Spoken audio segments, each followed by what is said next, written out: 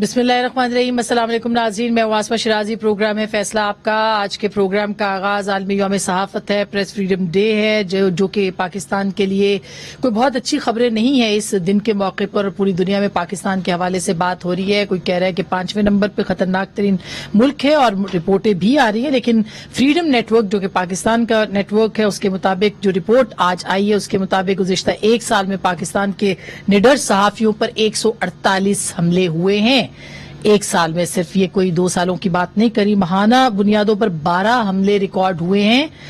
6 सहाफ़ी अपनी जिंदगी से हाथ धो बैठे हैं। 7 पर कातलाना हमलों में जो जख्मी हुए हैं। 27 सहाफ़ियों के खिलाफ केसेस दर्ज किए गए हैं। सहाफ़ियों की अगवा की 5 वारदातें हुई हैं। गैर कानूनी गिरफ्तारियों के 25 केसेस सामने आए हैं। कत्ल जैसी धमकियों के 26 केस, जबकि हरासा करने के 15 वाकयात हुए हैं। और इसके साथ साथ जो खवातीन सहाफ़ियों के खिलाफ हरासा करने की जो एक मुहिम और उनको जो हिरासगी के मामलात हैं, उनके ऊपर तो आप सुनते ही रहते हैं। अब इंटरनेशनल ऑर्गेनाइजेशन जिसमें RSF भी है, उसने भी पाकिस्तान के अंदर इस सूरत हाल को तशवीशनाक करार दिया है, जो खवातीन सहाफ़ियों के ऊपर सोशल मीडिया के ऊपर नेगेटिव मुहिम और कैंपेन्स जो हैं वो चलाई जाती हैं।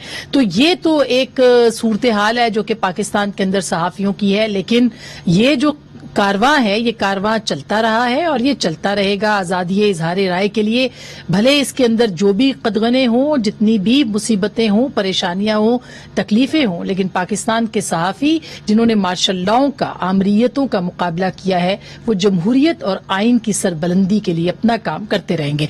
दूसरी जानिब एक और करारदाद जो कि बहुत ही अहम है, और वो है यूरोपीय यूनियन के अंदर जो करारदाद पाकिस्तान के बारे में मंजूर की गई है। और उसके मंजूर करने में एक तो प्रेस फ्रीडम के हवाले से भी करारदाद आई, और फिर कॉम्प्रिहेंसिव करारदाद जो कि तमाम पहलुओं के ऊपर कर रही है, वो बहुत ही खतरनाक करारदाद है। और उसमें 661 के करीब जो लोग हैं उन्होंने पाकिस्तान के खिलाफ वोट किया है। 662 आए हैं और मुखालफत में, और सिर्फ 3 वोट पाकिस्तान के इस करारदाद की मुखालफत में आए या पाकिस्तान की फेवर में आए। ये करारदाद तौहीन मजहब के हवाले से आई है और पाकिस्तान में लागू तौहीन रिसालत और मजहब के कानून के तहत अभी तक किसी मुजरिम को सजा नहीं दी गई। ये करारदाद कहती है इस कानून की वजह से अक़लियतों को खौफजदा किया जाता है, उन पर तशद्दुद किया जाता है। फ्रांस के खिलाफ पाकिस्तान में होने वाले मुजाहिरों को और हमलों को नाकाबिल कबूल करार दिया गया है, और इसके साथ साथ फ्रांस मुखालिफ जो जज्बात है उस पर तशवीश का इजहार किया गया है। ये भी कहा गया कि पाकिस्तान में सजाए मौत के जो कवानीन हैं उन पर मौक़िफ़ का उन्होंने अदा किया और कहा कि पाकिस्तान में जितने भी मौत की सजा पाने वाले मुजरिम हैं उनकी सजा को खत्म किया जाए और साफ और शफाफ इंसाफ भी मुहैया किया जाए। साथ में ये भी इत्मीनान का इजहार किया गया है कि पाकिस्तान के अंदर हाल ही में जो जहनी मरीज हैं उनके हवाले से जो सजा का खात्मा हुआ है, मौत की सजा का, उसको भी अप्रिशिएट किया गया है। सवाल ये कि इस वक्त जो पाकिस्तान की GSP+ की वजह से जो कि स्टेटस दिया हुआ है, ये कहा है कि अगर पाकिस्तान ये नहीं करता तो पाकिस्तान का जो खुसूसी स्टेटस है ये खत्म कर दिया जाएगा। इसके ऊपर अगर आपको बताएं, ये पाकिस्तान की मईशत की एक तरह से बैकबोन बन चुकी है और इस वक्त 25% एक्सपोर्ट जो है वो हमारी यूरोपीय यूनियन और यूरोपीय ममालिक के साथ हो रही है। ये रुतबा जो था 2014 में वापस आया था। इससे पहले पिछले बीबी के दौर में हमें GSP+ मिला था और यूरोपीय यूनियन के आदादोशुमार के मुताबिक 2014 में GSP+ का जो दर्जा दिए जाने में पाकिस्तान और यूरोपीय यूनियन के मुमालिक में 64% इजाफा हुआ तिजारत के अंदर। और सिर्फ यही नहीं बल्कि 2019-20 में पाकिस्तान की सबसे बड़ी मंडी जो है वो यूरोप है। 2013 और 14 में पाकिस्तान की बरामदात $11,960 मिलियन थी, जो कि अब बढ़ के $14,158 मिलियन तक पहुंच गई है। और अगर ऐसा होता है खुदा न खास्ता तो ये पाकिस्तान के लिए अरबों खरबों का नुकसान होगा अगर GSP+ वापस होता है। अब थोड़ी देर पहले वजीर आजम साहब ने एक खुसूसी इजलास भी इस पे मुनक्किद किया और तमाम जो नुकात थे उस पर मुशावरत की है, और उन्होंने ये कहा है कि तौहीन रिसालत पे तो कोई भी कवानीन से कोई भी उन्होंने कहा कि उस पर कॉम्प्रोमाइज नहीं होगा, लेकिन अक़लियतों के हुकूक के तहफ़्फ़ुज़ को यकीनी बनाया जाएगा। इजहार आज़ादी राय के लिए जबरी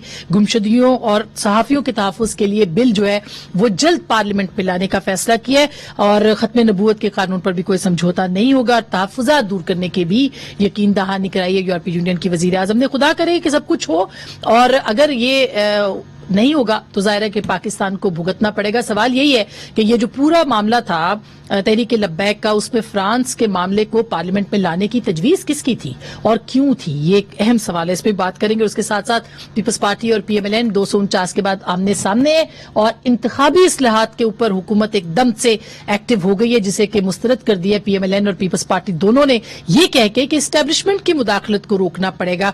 पीपल्स पार्टी कहती है 249 में इस्टेब्लिशमेंट की मुदाखलत नहीं थी, क्या वहां पे धांधली हुई नहीं हुई, इस पर बात करेंगे। हमारे साथ हैं सेनेटर वलीद इकबाल साहब, किसी तारुफ के मोहताज नहीं है, पाकिस्तान तहरीक इंसाफ के सेनेटर हैं, बहुत बहुत शुक्रिया। जनाब खुर्रम दस्तगीर खान साहब, साबिक वजीर तिजारत भी रहे हैं, पाकिस्तान मुस्लिम लीग नवाज के सीनियर रहनुमा है और किसी तारुफ के मोहताज नहीं, बहुत शुक्रिया। जनाब चौधरी मंजूर साहब, सेंट्रल पंजाब के पाकिस्तान पीपल्स पार्टी के सेक्रेटरी जनरल भी हैं और सीनियर रहनुमा भी हैं, बहुत बहुत शुक्रिया सर आपकी तशरीफ आवरी का। सबसे पहले खुर्रम साहब आपके पास आते हैं, एक तो ये जो यूरोपीय यूनियन की करारदाद है, ये करारदाद आना आपको क्या लगता है कि ये एक खतरे की घंटी है कि पहले फेटफ के ऊपर तलवार लटक रही थी, अब ये जो यूरोपीय यूनियन GSP प्लस के ऊपर भी हमारी तलवार लटकेगी क्या?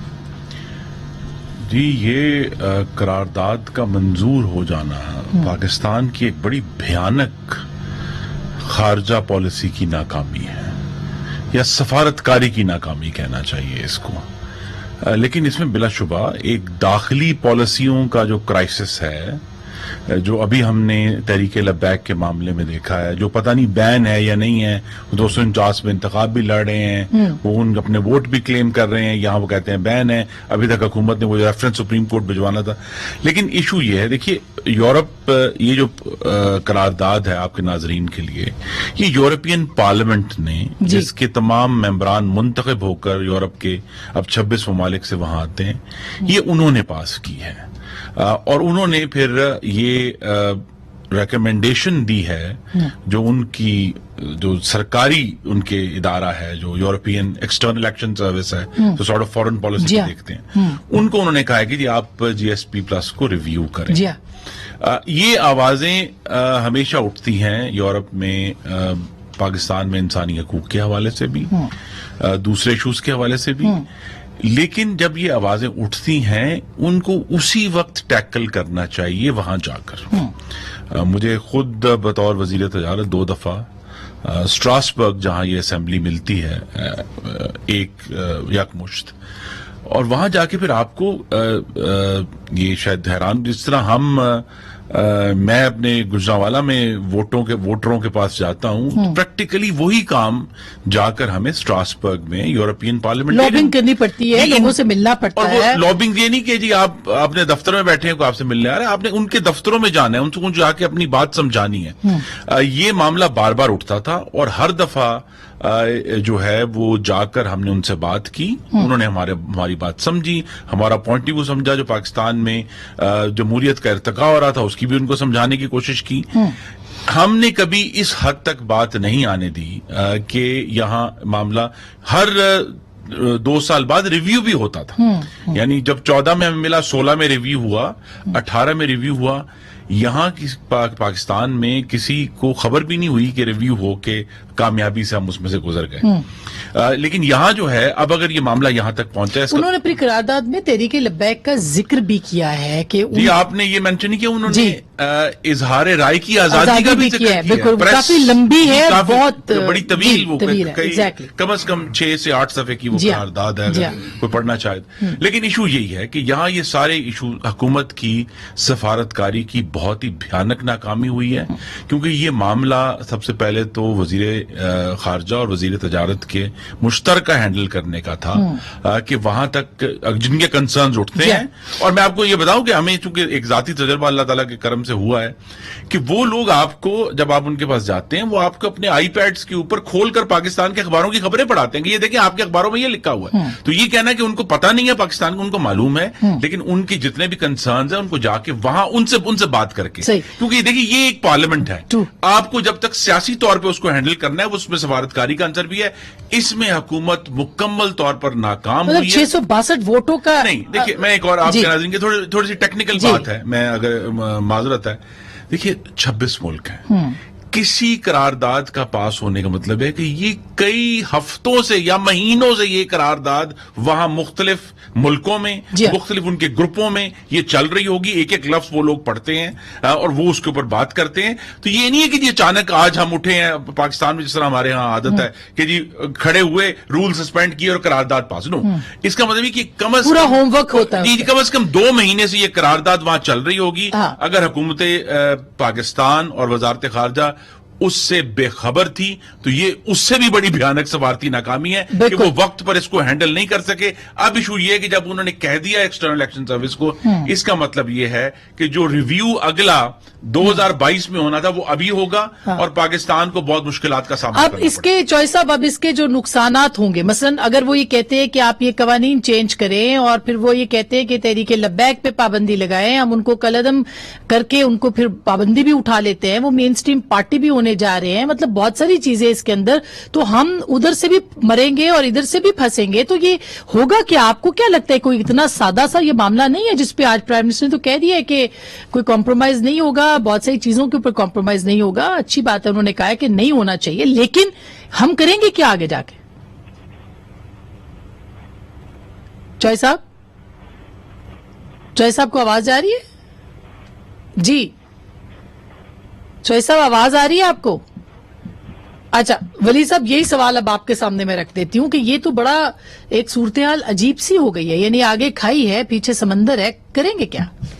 आगे खाई है और पीछे समंदर है, जो भी है उल्टा बोल दिया हो शायद मैंने. नहीं, वो सूरत हाल ऐसी है. अंग्रेजी के रॉक एंड हार्ड प्लेस भी होता है, devil and the deep blue sea भी अंग्रेजी में होता है मेरे ख्याल में. और फिर खुरम साहब ने कोई इनकी लफाजी भी, वो कोई भयानक का लफ्ज उन्होंने 2-3 दफा इस्तेमाल किया. मेरे ख्याल में इतना मामला सीरियस नहीं जितना उसको दिखाया जा रहा है या बताया जा रहा है. जी काबिल तशवीश जरूर है और कुछ हद तक मुतवक्को भी था, क्योंकि पाकिस्तान में जिस तरह की इंटरनल डिस्टर्बेंस हो रही थी और प्राइम मिनिस्टर ने जब एड्रेस किया वो जो कलअदम तंजीम के उस मुजाहिरे के दौरान जो बहुत ज्यादा पुरतशद्दुद और जिस पे पुलिस पे भी हमले हो रहे थे, और ये मिसालें भी पाकिस्तान की तारीख में देखें. मुजाहिरे हम दोनों सियासी जमातों से हैं, मुजाहिरे हम भी करते हैं, लेकिन ये 40 जो पुलिस वालों की गाड़ियां जला दी जाना और 800 पुलिस वाले जख्मी होना और शहादतें उनकी कितनी सारों की हुई, ऐसा तो मुजाहिरा कहीं नहीं. हमारे पॉलिटिकल पार्टीज के ऐसे मुजाहिरे तो नहीं होते थे. इवन जो 1977 में भी बहुत ज्यादा एजिटेशन एक वक्त पे हुई थी, तो इस तरह का नहीं हुआ था सिलसिला कि इतनी ज्यादा इमलाक को नुकसान जो है वो पहुंचा हो. वजह लेकिन उसमें जब प्राइम मिनिस्टर जब आए कौम से खिताब करने के लिए, तो उन्होंने यही एग्जैक्टली पॉइंट आउट किया था कि ये जो सफारती ताल्लुकात और सफारती पॉलिसी के सफीर को रखना भेजना, ये और फिर जो करारदाद कौमी असेंबली में भी लाई गई, वो ये है कि जी ये फैसले जो है ये रियासत करती है, ये मॉब्स आके नहीं कर सकते ये, और हमारा काम और ये है कि जी अगर हम इस तरह के कोई मुतालबात करें, ऐसा कोई अमल दरामद करें, तो आप ये कर रहे हैं कि जी मतलब गुस्ताखी उधर फ्रांस में हो रही है. सही. और लेकिन आप ऐसा इकदाम ले रहे हैं जिससे नुकसान हमको हो रहा है, या तो ऐसा कोई करें जिससे कि उसको नुकसान हो, उनको समझ आए. हाँ. तो यही प्राइम मिनिस्टर ने बताया कि जी इससे तो नुकसान सारा हमें ही होगा. यही नुकसान जो उसके आप गिनवा रही हैं कि जी उससे आपने सारी वो फैक्ट्स एंड फिगर्स भी दिए. बहरहाल इस वक्त तो सिर्फ एक करारदाद ही पेश हुई है. असल मसला मुआहदों का है, जो आपने मुआहदे किए जिसमें लिखा कि फ्रांस के सफीर को आपने मुल्क से बाहर भेजना है, जिसमें कि आपने फिर करारदादें पेश की, मतलब ये वजीर दाखिला के दस्तखत हैं, वजीर मजहबी उमूर के दस्तखत, जो नवंबर 2020 की. जी बहरहाल वो नवंबर 2020 की करारदाद में भी मुआहदा जी वो मुआहदा यही है कि पार्लिमान अगर ऐसी को मंजूरी दे, क्योंकि उसके बाद फरवरी में उस पर दोबारा उसको एक नया टाइम फ्रेम और टाइम बाउंड किया गया था. क्यों तो किया यही कि जी किसकी विजडम थी कि आप ये कहें कि फ्रांस के सफीर को भी निकालना है, और क्या कितना नुकसान हमें हो गया, कौन जिम्मेदार है इसका? मैं जी बहरहाल यही प्राइम मिनिस्टर ने भी बताने की कोशिश की थी कि अगर आप सफारती ताल्लुकात में इस तरह के एक्शंस के ऊपर जो है हमें गवर्नमेंट को ये मुतालबा करते हैं, क्या इससे नुकसान हमें ही होगा और इसको हमने नहीं करना. बहरहाल आप उसको भी उस तनाजुर से भी देखें आप और मैं तो वहां मौजूद नहीं थे जब नवंबर में मुजाहिरा हो रहा था, या जब फरवरी में दोबारा मुजाहिरे हुए और अब अप्रैल में. लेकिन जब वो खासकर फरवरी और नवंबर की बात जो थी वो आपको देखना भी पड़ता है. देखें हम सब इस बात को एक्नॉलेज करते हैं کہ جی توہین رسالت کے معاملے پر اور ناموس رسالت کے معاملے پر سب کوئی مسلمان بھی جو ہے اس پہ کوئی دو رائے نہیں رکھتا. ابھی آل اس پہ جان دینے کے لیے تیار ہے. جب اس طرح کا کوئی نازک معاملہ ہو اور اس طرح کا معاملہ ہو جس سے لوگوں کے جذبات اس کو ڈیل کرنے کے بہت سے طریقے تھے, مگر یہ ڈالنا انٹرنیشنل ریلیشنز کو بیچ میں لانا, ڈپلومیٹک اس تو بہرحال نہیں, اس کا جو آخری شکل جو اس کی آئی وہ تو پھر اسی قرارداد ہی میں آئی تھی, اسی قرارداد میں آئی تھی. اور اس میں اس کے علاوہ دیکھیں بہت سے اور معاملے, آئی ڈونٹ نو کس وجہ سے اس وقت آگے ساتھ, لیکن کیپٹل پنشمنٹ کا معاملہ ہے. ٹھیک ہے جی, کیپٹل پنشمنٹ کو موریٹوریم پاکستان نے ڈکلیئر کیا ہوا تھا, لیکن اے پی ایس کے بعد اس کو کیپٹل پنشمنٹ کو بحال کر دیا گیا.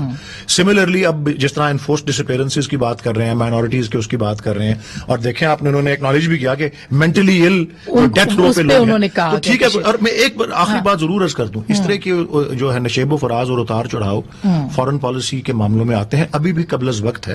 اور یہ ہماری جو ہیومن رائٹس کے منسٹر نے اسی وقت جو ہے ای یو کی سفیر جو یہاں پاکستان میں ہے ان سے انگیج کر لیا تھا. لیکن یہ بھی آپ دیکھیں, کل جو انہوں نے ٹویٹ کیا وہ تو اور, لیکن یہ بھی آپ دیکھیں, یہ بھی آپ دیکھ, میں دلچسپ بات جو آپ کو عرض کر دوں, دلچسپ ریئیکشن تھا, دلچسپ بات میں آپ کو صرف ایک عرض کر دوں کہ دیکھیں اس طرح ایک طرف کوئی چیلنج آ جاتی ہے, دوسری طرف اپرچونٹی بھی آتی ہے. اسی وقت جب یہ ریزولوشن پاس ہوئی, اسی وقت یا اس کے ایک آدھ دن آگے پیچھے امریکی کانگریس میں بل پیش ہو رہا ہے جس سے پاکستان کا سٹیٹس جو ہے جو جی ایس پی میں یورپ میں وہ امریکہ میں اس کو بالکل اس کی جو وجوہات ہے وہ بھی ہم آپ کو بتائیں گے, افغانستان کی پیس سے جی وہ آپ کو مانگ کیا رہے ہیں, اور اگر آپ وہ دے دیں گے تو اس کے بعد کیا ہوگا. اس طرح ہی ہوتا ہے, اس میں توازن رکھنا پڑتا ہے. صاحب ایک طرف ہم دینے لگے ہیں, جی آپ نے کہہ دیا بیسس کی بات ہو رہی ہے امریکہ کے ساتھ. چوائس صاحب ایک طرف بیسس کی بات ہو رہی ہے, دوسری طرف جی ایس پی پلس کی بات ہو رہی ہے. صحافیوں کے لیے یہاں پہ جینا مشکل ہو گیا ہے, پی آئی اے یہاں پہ سٹیٹمنٹس کی وجہ سے برباد ہو گئی ہے, ابھی جی ایس پی پلس خطرے میں ہے. ہم کدھر جا رہے ہیں سر, کوئی ریئلائزیشن ہے کسی لیول کے اوپر؟ آسما بہت شکریہ. پہلے تو میں صرف ایک دو گزارشات کر دوں کہ میں پہلا بندہ تھا جس نے کہا تھا یہ گرفتاری جو سعد رضوی کی ہے یہ بہت پہلے تو انہوں نے معاہدہ غلط کیا, پھر اس کی گرفتاری بڑی امکانہ تھی اور بالکل ال پلان تھی, بالکل غلط تھی. اس سے زیادہ بہتر طریقے تھے اس کو ہینڈل کرنے کے. اور پھر اس کے بعد جب انہوں نے پابندی لگائی, کہا کہ یہ کالعدم قرار دے رہے ہیں, تو میں نے اس وقت بھی کہا کہ یہ ایک اور غلط قدم ہے آپ کا سچویشن کو ہینڈل کرنے کا, کیونکہ دہشت گردی کی ایک تعریف ہے. پہلے آپ نے 3 فرقوں کو دہشت گردی میں دھکیلا ہوا ہے, اس کی دلدل میں دھکیلا ہوا ہے. اب آپ چوتھا فرقہ جو میجورٹی فرقہ ہے, آپ ان کو جنونی کہہ لیں, متشدد کہہ لیں, جو مرضی کہہ لیں, لیکن دہشت گردی کی تعریف پہ نہیں وہ پورا اترتا ان کا کوئی بھی جو سیکٹ ہے, even including T L P. جی وہ سپورٹ بیس لے رہی ہے, لیکن اس کے باوجود وہ دہشت گردی کی تعریف پہ پورا نہیں اترتا. سو آپ آج ایک پولیس کے ساتھ متشدد رویے کی وجہ سے ایک کو دہشت گرد قرار دے رہے ہیں, کل کو آپ اور کو دیں گے. تیسری بات جو ہے کہ یہ جو فرانس کا صدر ہے میکرون, اس نے ابھی بدزبانی کی ہے اس بارے میں, توہین رسالت کے بارے میں, لیکن اس سے پہلے بھی وہ آدمی ہے. یہ ایک طرح کا ایک پوری دنیا کے اندر ایک ٹرینڈ ہے, ایک آپ ٹرمپ گیا ہے, اس کے بعد آپ برازیل کے صدر کو دیکھیں, فرانس کے صدر کو دیکھیں, آپ وزیر اعظم مودی کو دیکھیں, آپ بورس جانسن کو دیکھیں, ہمارے پرائم منسٹر صاحب کو دیکھیں. یہ ایک خاص مائنڈ سیٹ ہے جو اس وقت رول کر رہا ہے دنیا کے اندر. تو میں نے تو کہا تھا کہ یہ ایک مزدور دشمن ہے. آپ کو یاد ہے بہت بڑے مظاہرے ہوئے تھے فرانس کے اندر, دشمن جس کے خلاف ہم پہلے سے اس کے خلاف لگے ہوئے کہ وہ اپنے ملک کے مزدوروں کا, محنت کشوں کا دشمن ہے, اور اس نے بالکل لحاظ نہیں کیا کہ اس دنیا کے اربوں جو مسلمان ہیں بالکل بالکل وہ تو ایک ہے. اب ہم نے کیا کرنا ہے, میں یہ جاننا چاہ رہی ہوں کہ ہمارے اوپر میں یہ کہہ رہا ہوں اس وقت میں آگے آ رہا ہوں, میں آپ کے سوال کی طرف آ رہا ہوں. دیکھیے اس وقت صورتحال یہ ہے کہ اس کلاس کا ایک سٹیٹس تھا, اور مجھے یاد ہے کہ 2012 میں زرداری صاحب کی ملاقات تھی جب یہاں پہ سیلاب تھا, تو بڑی ان کے دوری تھی. گارڈن براؤن کے ساتھ ان کی ملاقات تھی, جس میں انہوں نے کہا تھا کہ گارڈن براؤن کو کہا تھا کہ آپ ہماری وکالت کریں جی ایس پی پلس پہ. اس نے کیا تھا کہ ہاں میں آپ کی وکالت کروں گا جی ایس پی پلس کے اوپر. बड़ी मुश्किल से जीएसपी प्लस मिला है, लेकिन एक एक करके हम सारे इंटरनेशनल फोरम्स पेशकश खाते चले जा रहे हैं। खुर्रम दस्तगीर साहब ठीक कह रहे हैं, कई महीनों की बात है, चूंकि अब बरतानिया के निकलने के बाद 2 बड़े प्लेयर्स हैं यूरोपियन यूनियन के अंदर, जर्मनी और फ्रांस। ऐसे ये तवक्को कर सकते हैं कि इस किस्म का कोई फैसला आप वहां पे आप एग्जिस्ट कर पाएंगे दुनिया के अंदर, नहीं कर सकते। ठीक बात। सो मैंने अच्छा, जब ये बात की कि नहीं निकालना चाहिए, तो उस पर भी एक खास नुक्ता नजर से हमारे कुछ नून लीग के दोस्तों ने उसको प्ले अप करने की कोशिश की। नून लीग को मैं कहता हूं कि ये भी तो कुछ है। अच्छा, ये चूंकि नून लीग को कहे या कहे निकलना चाहिए या कहे नहीं निकलना अच्छा, चाहिए। ये अब आप इस पे पॉइंट दे दे, फिर मैं ब्रेक पे ले लूं। कह रहे कि मेरे पे तनकीद हुई कि मैंने ये क्यों बात की है कि अच्छा, मैं सिर्फ जी कहाँ निकलना चाहिए? सफीर को निकालने के हवाले से बिल्कुल नहीं निकालना चाहिए। हाँ। ये देखिए, ये इमरान खान साहब की गवर्नमेंट का बहुत, एक मैं फिर लफ्ज इस्तेमाल करूंगा, भयानक गलती थी कि एक दाखिली मामले में उन्होंने एक यूरोपियन मुल्क के सफीर को घसीट लिया, और वो चूंकि यूरोप का हिस्सा है, जहां से देखिए आपने जो नंबर्स बताए ना जी, वो मैं एग्जैक्ट आपको बता देता हूं जी। जीएसपी प्लस की वजह से पाकिस्तान की जो एक्सपोर्ट्स हैं यूरोपियन यूनियन को 2013 में जब नहीं था तो 3.6 अरब यूरो थी, यूरो में वो काउंट करते हैं उनकी जो करेंसी जी। 2019 में ये 6.1 अरब यूरो हो गई।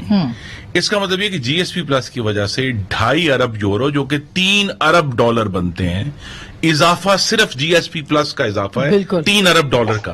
और ये वो पाकिस्तान है जो 500 मिलियन डॉलर के लिए आईएमएफ के पास जा रहा है, उनकी शर्तें मान रहा है।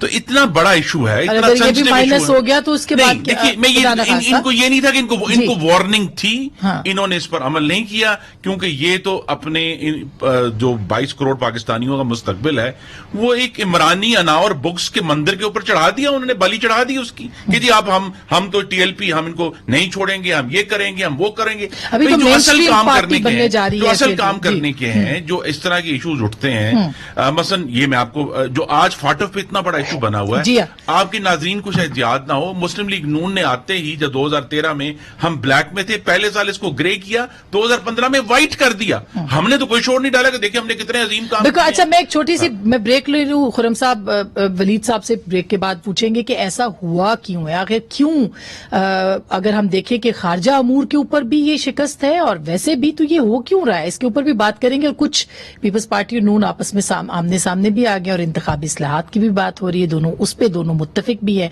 तो बात करेंगे ब्रेक के बाद, हमें साथ रहिएगा।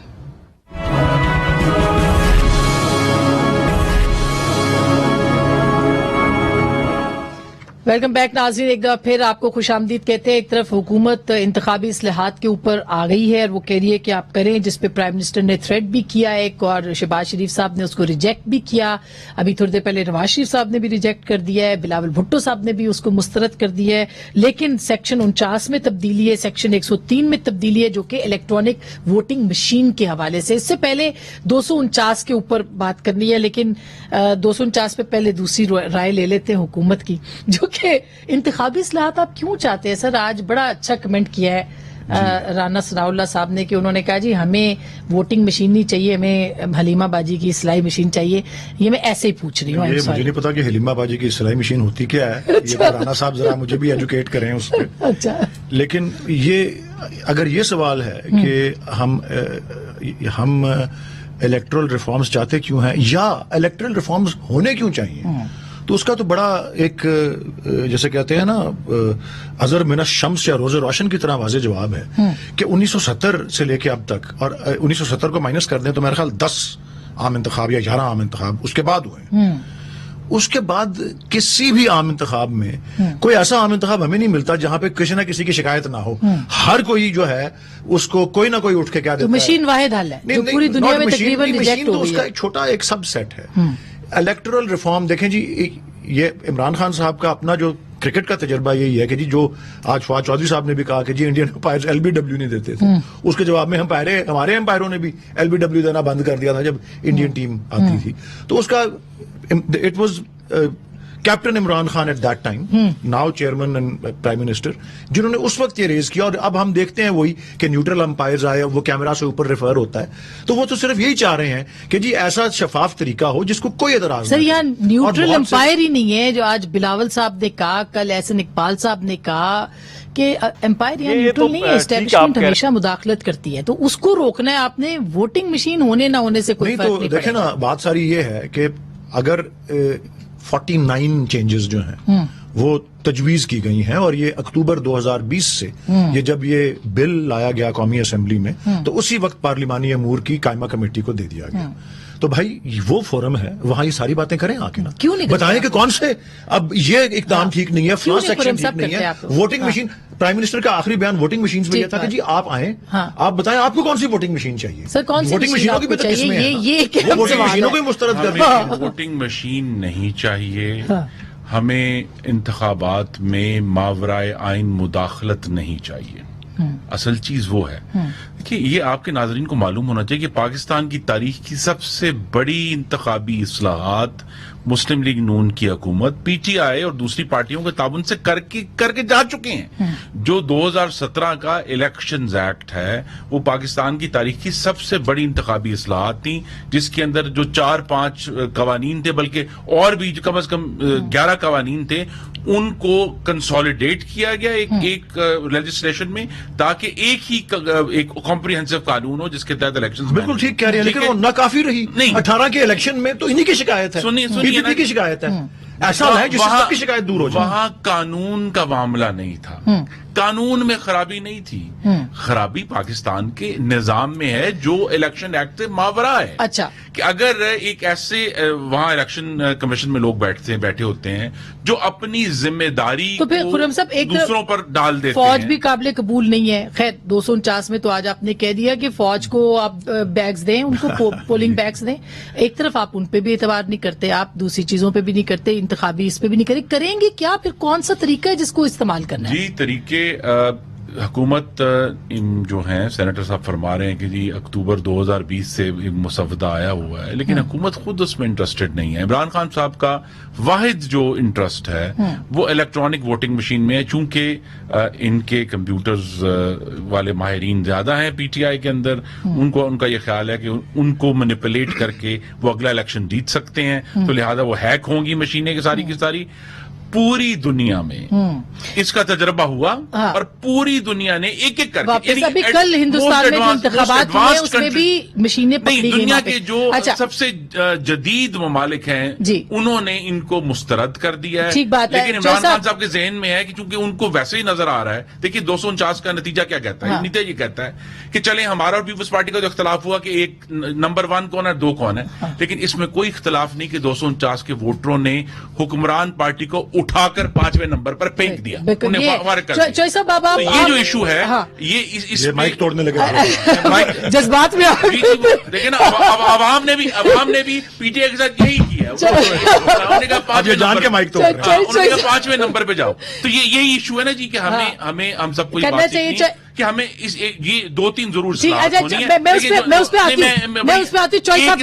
اصلاحات جو اس وقت ایبسولوٹلی کروشل ہے کہ انتخابات کے نتائج میں 7:30-8 بجے کے بعد جو تاخیر ہم دیکھتے ہیں وہ بے شک خرابی اور دھاندلی کا پیش خیمہ ہوتی ہے. اس کو روکنا ہے کہ ڈیلے نہ ہو انتخاب. چوئی صاحب اب اس پہ بتائیے گا کہ یہ جو 249 میں ہوا اس میں 11 بجے وہ کہتے ہیں رک گیا, 2 بجے ریزلٹ آتا ہے, یہ بیچ کا جو ٹائم تھا اس میں آپ نے الیکشن مینج کیا ہے, اور پھر اب وہ کہہ رہے کہ آپ فوج کے پاس بھی جائیں. تو یہ انتخابی اصلاحات جو مرضی ہو جائے سر, سسٹم تو اسی طرح ہی رہنا ہے. دیکھیں اسما, آپ کو یاد ہوگا 2012 میں غالباً شاید ہم نے سب سے یہ جو آج ووٹر لسٹ نادرا کے ساتھ کہہ رہے ہیں وہ ہم نے 13 کے الیکشن میں کر دی تھی. نادرا کی لسٹ نادرا کے ساتھ اٹیچ کر دی تھی. پھر بعد میں طارق ملک کو اس لیے نکالا گیا کہ وہ فورینزک رپورٹ دینے والے تھے. نادرا کے جو چیئرمین تھے وہ بڑا لائق آدمی ہے, آج بھی یو این کے اندر نمبر 2 پوزیشن پہ وہ ان کے آئی ٹی ڈپارٹمنٹ میں بیٹھے ہیں. اس کو نکال دیا گیا. بہت سارا کام تھا. وہ طارق ملک نے یہ بھی کہا تھا کہ میں آپ کو ایک حلقے میں ایم پی اے کے ایک حلقے میں آپ جہاں پہ مرضی ووٹ ڈال دیں, میں آپ کو بایو میٹرک بھی کر کے دینے لگا ہوں. ساری چیزیں وہ تیار تھے کرنے کے لیے. خیر اب سوال یہ ہے کہ آپ میں 2012 میں انڈیا میں بھی گیا تھا الیکٹرانک ووٹر جی ای وی ایم کو دیکھنے کے لیے. مجھے پارٹی نے بھیجا تھا, ہماری ایک کمیٹی بنی تھی خورشید شاہ صاحب کی سربراہی میں, اس نے خاصا کام کیا تھا. اس وقت بھی ہم نے ای وی ایم پہ کام کیا. ہم جب رضائی صاحب کے پاس گئے تو انہوں نے کہا کہ اگر اس میں کوئی ریزلٹ دوسرا فیڈ کر دے تو آپ کیا کر لیں گے. انڈیا کا تو جو الیکشن کمیشن ہے جب ای وی ایم نہیں تھی تب بھی کوئی اعتراض نہیں اٹھاتا تھا. 52 ڈیز کا اس کے اندر ہوتا ہے پہلے مرنے. بالکل صحیح. اچھا چوئی صاحب بالکل میں بریک لے لوں, بریک کے بعد اس پہ ضرور بات کریں گے. چھوٹی سی بریک ہے, بریک کے بعد واپس آتے ہیں, اس پہ ضرور بات کریں گے کہ ہم کریں گے کیا آگے جا کے, ہم نے کرنا کیا ہے. اصلاحات کے اوپر تو میرے خیال ہے کوئی پارٹی بیٹھنے کو تیار نہیں ہے. بریک کے بعد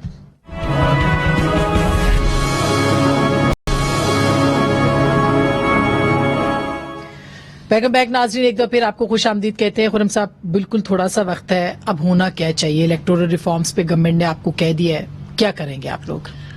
ٹوٹل نہ ہے یا کسی جگہ بات کریں؟ نہیں, حکومت دیکھیں نا, حکومت اگر ان کے پاس مسودہ موجود ہے اس کو سنجیدگی سے بات کریں نا اپوزیشن سے. یہ تو نہیں نا کہ آپ نے ایک دن ایک بندہ بھیج دیا پھر آپ بھول گئے. اگر تو آپ سنجیدہ ہیں تو پھر بات کریں. ہمیں یہ بھی بتائیں کہ آپ جی ایس پی پلس کے اوپر جو اتنا بڑا بحران پیدا ہوا ہے, آپ کی اس سے نمٹنے کی کیا اسٹریٹجی ہے. ابھی جو ہے 14 مہینے میں سب سے زیادہ مہنگائی اپریل کے مہینے میں آئی 11.1%. اس سے آپ کس طرح نمٹ رہے ہیں جب آپ کے وزیر خزانہ یہ کہہ رہے ہیں جو نئے ہوئے ہیں کہ جی